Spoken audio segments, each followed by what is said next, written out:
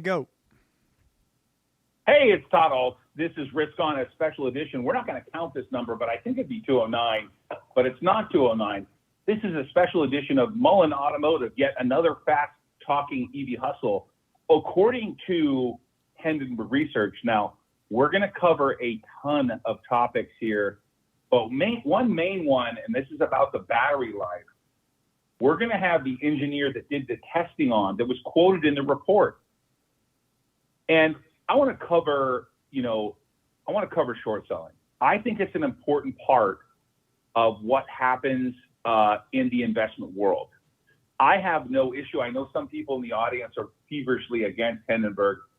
I don't have an issue with them. I run a hedge fund. I do short from time to time. It is a useful tool, and Hindenburg, has been successful at things like Nikola, identifying issues, etc. And I'm not taking a position against Hindenburg. I simply was offered an opportunity to interview someone who is involved in the battery research that was quoted in the report. And we're going to interview him because he claims that he was misquoted. He claims and provided us data that we're going to bring up to him, including reports and testing. And if you read the Hindenburg report, talks about the company spiking and a lot about the solid state battery. It here says that it announced the solid state battery claims, and unfortunately for Hindenburg, today we're going to have the guy who did the testing on. He's going to talk about what actually happened and how he thinks he was misquoted. Jason, you remember that Hindenburg report a few days ago? Got anything to talk about there? Yeah, I didn't get to look through it all because I've been so busy with my day job, but I did notice the fact that the claims there about the battery life and some of the other things that they're claiming about the package cars, their facilities, some of the things that they put out here claiming that Mullen stock spiked like 316% over the past couple months, driven mainly by retail investor euphoria over bold claims of groundbreaking technology, blah, blah, blah. So we're going to have Mr. Tom Gage on, and he'll be able to set the record straight from his point of view, and we're just going to act as a forum here to deliver the news from his side.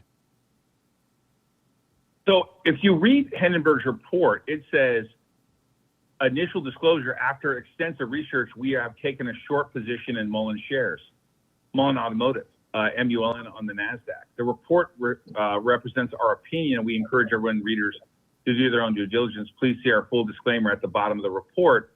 So let me give you our full disclaimer. BitNile, through a subsidiary, Digital Power Lending, has made an investment in the company. It made an investment when it was a private company before it merged through a reverse merger with NetElement. I'd met David Mystery one time ever. I went and toured the facility. That was about, I think, a month or so ago. I did an interview with him on my podcast one time. I've spoken to him 3 times by phone. Those conversations were less than 5 minutes. I have absolutely no bias here, except that we are long the stock because we bought it as a private company. I want to be crystal clear. We're not recommending the trading of the stock. However, we are going to represent the other side of what's taken place. And you have a pretty successful engineer, Tom Gage, who's joining us now. And Jason, if you could make an introduction about Tom Gage. And by the way, just for clear, Tom is going to be reporting independently of what he wants to cover here. He's quoted in the report. For the record, I've never met Mr. Gage. I don't know him. No one on this broadcast has been paid in any way by me, Risk On. I have no association with Mr. Gage of any way. We are simply giving you, for entertainment purposes, his side of the story, and we have every reason to believe that he'll be truthful and honest about whatever he thinks about the battery technology. Jason, go ahead. Mr. Sure. Gage is going to be on in a second. Can you cover the report? Yeah, let's give just a little backstory here. We're going to have Tom on in just a moment. So on February 28th, Mullen issued a press release updating its progress on the development of its solid-state polymer battery technology. The release included recent developments and additional details on testing conducted by independent testing lab HEREBY, suggesting that the battery may be capable of allowing an electric vehicle to travel more than 600 miles on a single charge. In a report issued Tuesday, which caused the company's stock to decline as much as 25%, the centerpiece of short seller Hindenburg's allegations was that Mullen misrepresented the results of the battery testing technology that caused the stock to surge more than 300% off of its lows. Today, in an interview, we have Mr. Tom Gage, a scientist and chief executive officer of HEREBY, to address the test results and to exclusively share with our audience whether Hindenburg accurately described his conversation with them. Mr. Gage, welcome and thank you for joining the Risk On podcast. Thank you. It's good to be here. Todd, are you muted?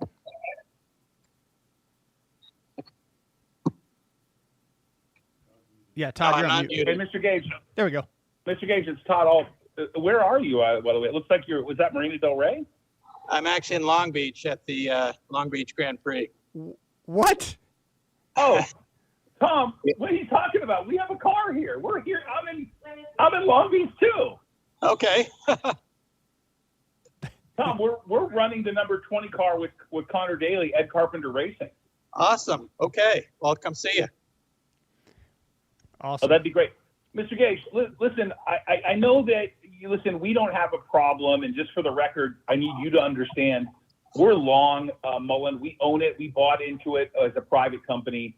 So clearly, we have our own thought process on the future of it, and we're not recommending the stock, and I know you're not doing that either, but you did the research on the battery. Is there anything you can give us some insight as to your thoughts on the battery testing? Jason was talking about a 600 potential mile battery life. I wondered if you could give any commentary.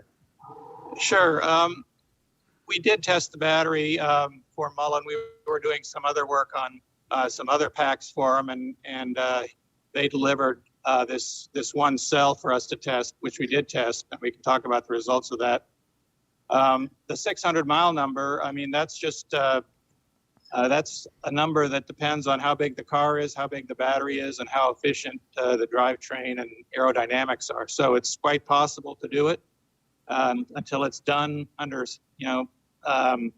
observed conditions. You don't really know what you're talking about, but if you put enough battery in a car, it can go 600 miles. All right.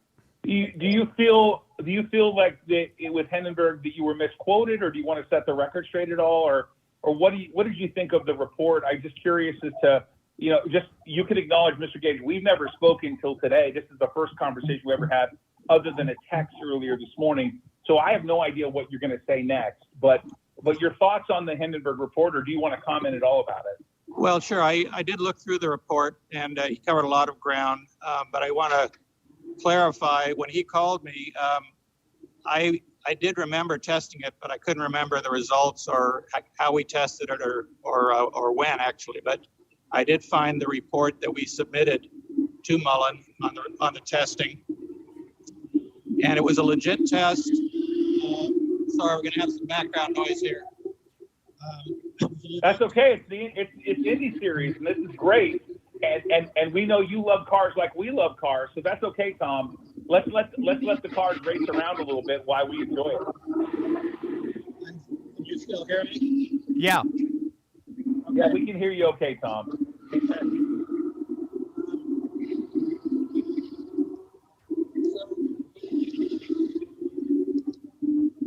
Sorry, guys, this is a little crude. I apologize.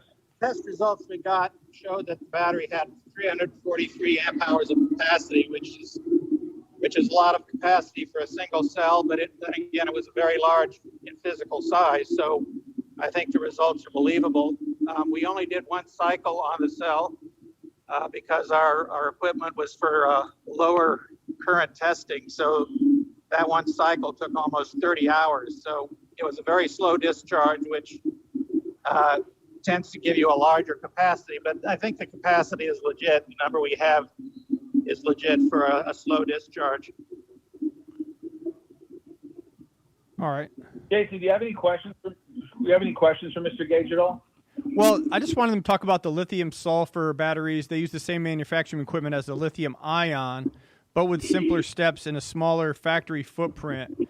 Can you talk a little bit about that and how it relates to like the cost of manufacturing? Can you get into that portion of the battery production or no?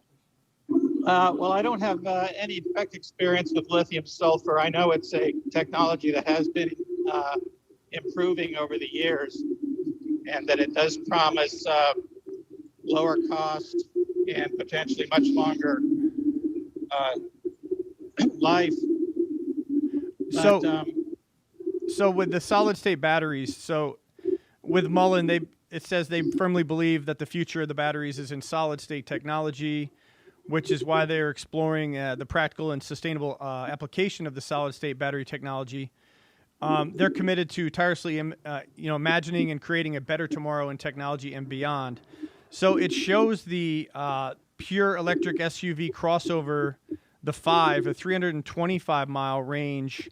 Now, what's the difference between that range battery and the one that you were speaking to about the possible 600-mile range on a single charge? I'm sorry, I missed part of the question. I was just speaking about the difference in range between, say, the SUV crossover that has an estimated range of 325, that technology, versus the technology that it appears you tested that could come up with a 600-mile range on a single charge. Can you speak to the difference there and what it takes to increase that type of range by almost 100%? I mean, the range on a charge really depends on how much battery you put in the car, and then the efficiency of the vehicle is the other major factor. So if they were to double the size of the battery, then that'd be up to 650-mile range. But in many cases, they don't have enough room to double the size of the battery. Got it. So in keeping with the possible 600-mile range, could that battery be retrofitted in like the package cars that Mullen are working on? Would that be something that would fit there because of the size? I can't tell you. I'm not too familiar with the packaging in their car. Gotcha. All right. So regarding the overall cost and the density, it looks like they're saying that the lithium sulfur battery could have 5 times more energy density and 50% less cost per watt hour, exceptional safety profile, sustainability sourced and manufactured. Did you speak about any of the safety profile of the battery when you tested it? No, we didn't. And frankly, I didn't at the time know, I still don't know specifically what the chemistry and construction of the cell that we tested was. It appeared to be just a super large version of a conventional so-called pouch battery. But we had no way of testing or verifying what the internal chemistry was. Got you. Are you? So Mr. Gage, I'm going to interrupt for a second, Yeah. just to bring you back to the report on Hemmingberg then. So you feel comfortable that you were misquoted in the report, or what would how would you characterize the way that you were characterized in the report? Well, I think partly because I had a little trouble remembering when I was talking to the reporter, and also because, it sounded like he may have been questioning whether we had tested the battery at all. But and if I gave him that impression, that was erroneous. We did test the battery on one cycle, and it did give the results that we reported in the test report. Tom, so if there was any impression that we didn't test it, that was wrong. Tom, would you be willing to? To go ahead. Go ahead, Todd. No, I was just going to say, to set the record straight, Tom, you did test the battery, you did put it through a cycle, and what Mullen represented about the battery you're testing, you believe was correct. Yes. Yeah. Okay. I think there was another report. He summarized our findings, and the only difference.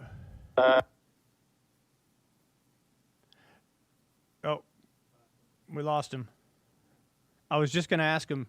Yeah. Well, guys, we may have lost Tom, and we may get back to him, but I think the most important thing to understand is we are not trying here to discredit Hemmingberg's research. They may or may not be onto something. That's up to them.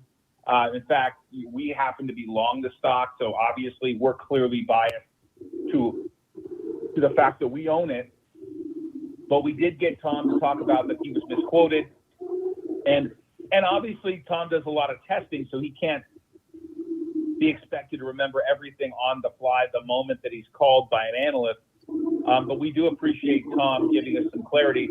Now, Tom is at the Long Beach Grand Prix where I am, because the Mid-Mile car is going to be running this weekend along with Renus VK and the number 21 car for Alderman. Tom, I hope that we could meet you and you could come over and possibly enjoy some of our hospitality. Tom, are you at a hospitality suite yet? What are you going to be doing this weekend? We lost him. Yeah, he put us on mute.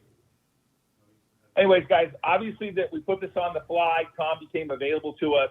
We wanted to bring it directly to everyone watching. And so obviously one part of the Mullen report is clearly in dispute by Mullen because Tom did test the battery. Tom, what are you going to be doing this weekend? Can you hear Tom? me? Yeah. We can hear you. Tom, what are you going to be doing this weekend? I'm going to be here all weekend at the track. Looking forward to a good race on Sunday. Do you have a particularly bias towards one car or another? Are you a fan of one car or another?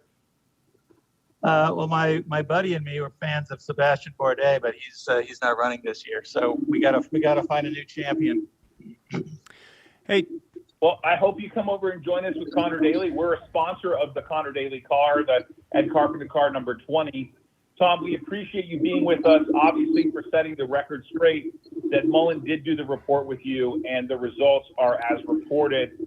I think that's important. Tom, thanks so much for being with us, my friend. Hey. And we'll circle back with you. I'll look to meet up with you at the Long Beach Grand Prix. Jason, any thoughts before we exit? Yeah. Tom, one more question. Thank you, Tom. If you don't mind, Tom, one more question. Sure. Is there a scenario where you could be doing further research and more testing for Mullen? I just wanted to get an answer on that one. Well, yeah, would be glad to. EV Grid's a little bit dormant right now. I've been doing advisory work for some other companies, and but you know, I did see Mullen at the LA Auto Show. I thought their car looked great, and this is a funny business. You know, people make all kinds of claims, and pretty much every company out there may exaggerate from time to time. But you never know who's going to come out with something really good. So. You know, keep your eyes open. That's all I can say. Okay, just to summarize, you did test the battery for Mullen. You were clear about that, correct? Yeah, we tested it. Results were clear. The report is available. If anybody wants to look at it. All right. Thank you. Thanks so much, Tom. Hey, everybody, please take note of this. If you are trading the stock, we are not recommending the buy or selling of Mullen. We are long the stock because we invested in it when it was a private company. Obviously, ironically, if you look at the reports and you see how much shares we own versus our market cap, it's a strange conversation for me how large the position has become relative to the size of the company. However, we do appreciate you guys. It's Friday afternoon. It's 11:17 on the West Coast. Jason, I don't know when you're going to get here, but get in the car, my friend. What's taking you so long? I'm rolling right now. Too bad I didn't have one of those batteries.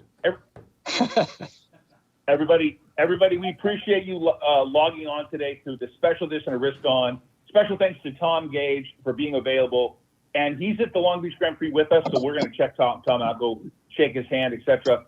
Go Connor Daly, go Renus VK, Ed Carpenter Racing. This is Risk On, everybody. Take care. We'll see you again next week. Remember, we come back on the 18th. We'll be back on the 18th. We are taking next week off as I'm traveling internationally. Everybody take care. Obviously for Mullen, it's good news that Tom came forward. Obviously a lot of other things in the report. I know the CEO had texted me this morning how disappointed he is in what he considers to be misrepresentations by Hindenburg. However, shorting is part of the process. Being long, being short, being hedged, this is part of the process of investing. And it's a natural part of the evolution of a company. I remember people saying that Tesla was a fraud. In fact, if you type in Tesla fraud and Elon Musk, you'll see that Elon Musk was charged by the SEC. All kinds of things have happened. And it's part of the game as a company evolves and develops and becomes bigger and bigger and bigger. It's part of the game. So everybody, listen, this is just one step Mullen has their own vision of what EV is going to look like, and obviously we'll see what happens. Special thanks to Tom Gage again, Jason for staying back, Brett for coming in the office on his day off, Willie, Christy, everybody involved. Everyone, we'll see you later. Risk on, everybody.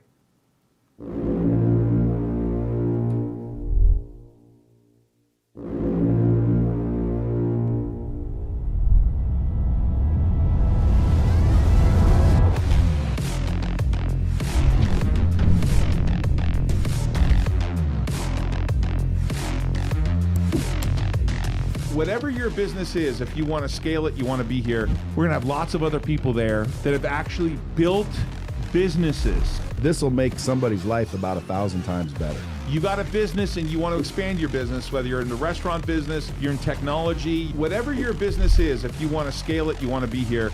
This is going to be a conference where you can learn something, meet people, and network.